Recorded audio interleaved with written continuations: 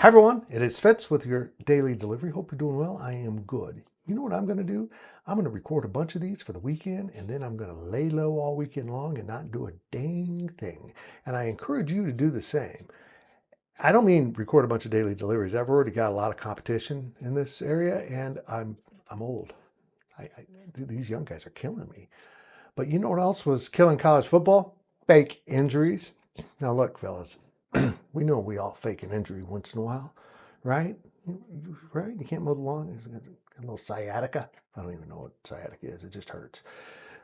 But in football, it's been a big problem. It's now kind of referred to as the Lane Kiffin Rule because the Ole Miss coach had so many players faking injuries at the end of the game to stop the clock and maybe address defensive alignment so that they can better defend what play is being shown as the team lined up. It's gross. It's ridiculous. It's stupid.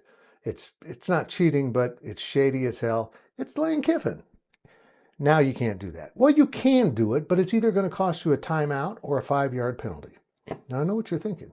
You're worried about real injuries. If you recall, when Kansas State played at Colorado, they had a rash of late-game injuries. They were actual injuries, sprained ankles, knees, and as Colorado tried to drive down the field, players were dropping like flies during the play. That was an important part of what was going on. These weren't injuries before the snap of the ball. People were down on the field before a play was done. So the rule addresses this and says, if you send on your training staff before the ball is spotted for the next play, you're good. It's going to put a lot of pressure on the trainers to get their ass on the field if there's a real injury.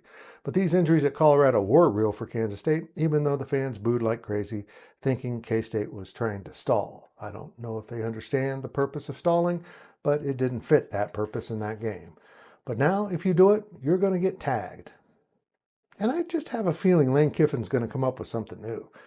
He's going to pre-designate people falling over during the play, like right when the play's done, boom, they go down and they run on the field. But here's the problem. They were doing it before the snap of the ball.